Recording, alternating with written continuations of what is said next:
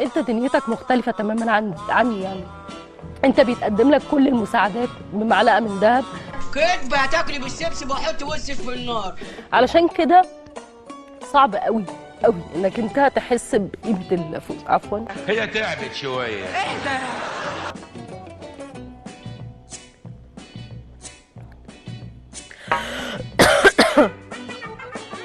نرجع تاني لكلامنا.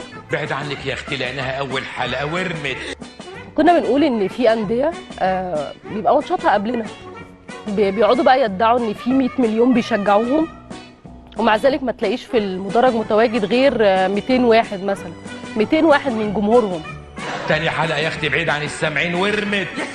احنا جمهورنا مختلف تماما، بيكافح مع فرقته طول الموسم، زي ما قلت الجمهور واعي ماشي خطوه بخطوه مع الفريق. ضربه تحت بطاطك. احنا مش جمهور مناسبات، مش جمهور بيروح في النهائي ياخد سيلفي يتصور والموضوع انتهى على كده. احنا فرحتنا غير واحساسنا مع الزمالك غير. ده خبر اسود على الجبروت بتاع الستات.